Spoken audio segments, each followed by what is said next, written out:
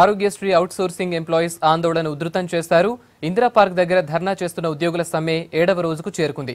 ఉద్యోగుల ఆందోళనకు ఇప్పటికే అన్ని పార్టీలు మద్దతు తెలిపాయి. ప్రభుత్వం డిమాండ్లు పరిష్కరించకుంటే ప్రభుత్వ కార్యాలయాలు ముట్టడిస్తామని హెచ్చరిస్తున్నారు ఆరోగ్యశ్రీ అవుట్సోర్సింగ్ ఉద్యోగులు. దీనిపై మరింత సమాచారాన్ని ఇందిరా పార్క్ నుంచి నరేందర్ అందిస్తారు. Narender, over to you. Outsourcing employees ధర్నా 7వ రోజుకు చేరింది. దాదాపు రాష్ట్ర వ్యాప్తంగా అన్ని జిల్లాల్లో కూడా రాస్తారోకోలు, అలాగే కలెక్టరేట్ల ముట్టడి తదితర వ్యవహారాలన్నింటిలోనూ కూడా పెద్ద ఎత్తున ముట్టడించడం జరుగుతోంది. అయితే ఇక్కడ ప్రజెంట్ ఇందిరా పార్క్ వద్ద 7 రోజులుగా నిరవధికంగా ఇక్కడ సమ్మె కొనసాగిస్తున్నారు. దీనికి సంబంధించి వీళ్ళు అడిగే ప్రయత్నం చేద్దాం. ప్రధానంగా మీరు చెప్పండి, ఇక్కడ ఉన్నటువంటి డిమాండ్లో ప్రభుత్వం నుంచి ఎట్లాంటి మీకు స్పందన వచ్చింది 7 రోజులుగా?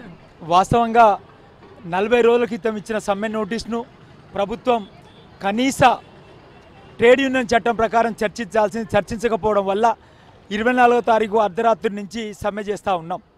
ఇప్పటికీ సమ్మె 7వ రోజుకు చేరుకున్నది. ఆరోగ్య శాఖ మంత్రి, ఆర్థిక శాఖ మంత్రి, మిగతా మంత్రులందరూ కూడా చర్చిస్తామంటున్నారు. ఇప్పటి వరకు చర్చించడం లేదు.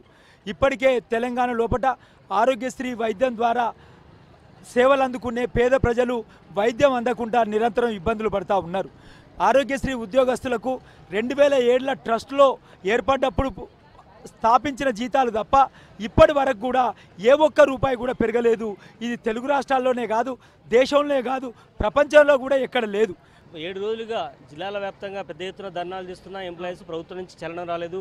నెక్స్ట్ కార్యాచరణ ఎలా ఉండబోతుంది? ప్రభుత్వం ఏమంటుంది? నెక్స్ట్ అధికార పార్టీ ప్రజాప్రతినిధులను అడ్డుకుంటాం. రేపు జిల్లాల లోపల మంత్రులను తిరగకుండా చేస్తాం. అదేవిధంగా మొత్తంగా కూడా హాస్పిటల్లో పనిని స్తంభింపజేస్తాం.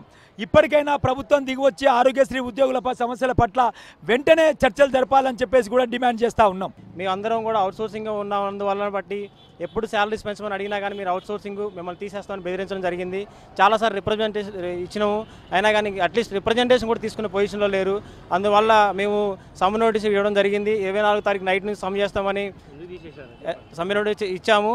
అయినా కానీ మా రిప్రజెంటేషన్ తీసుకోలేదు.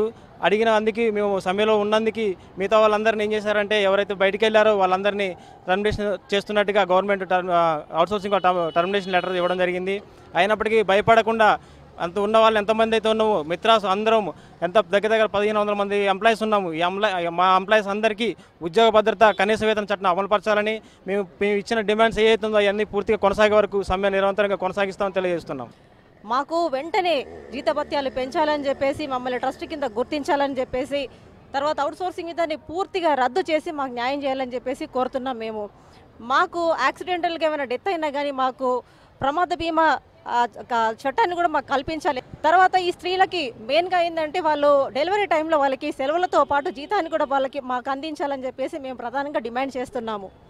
ఇది పరిస్థితి. మొత్తానికి 7 రోజులుగా కొనసాగుతున్నప్పటికీ సమ్మె పట్టించుకోవడం లేదని, ప్రభుత్వం ఇకనైనా కూడా ముండి వైఖరి విడనాడి ఖచ్చితమే సానుకూలమైనటువంటి దృక్పథంతో ఆలోచించాలన్నటువంటి ప్రధాన డిమాండ్ వ్యక్తం చేస్తున్నారు. లేదంటే పరిణామాలు మరో రకంగా ఉంటాయన్నటువంటి అభిప్రాయాన్ని వ్యక్తం చేస్తున్నారు. కెమెరా పర్సన్ సురేష్తో నరేందర్, V6 న్యూస్.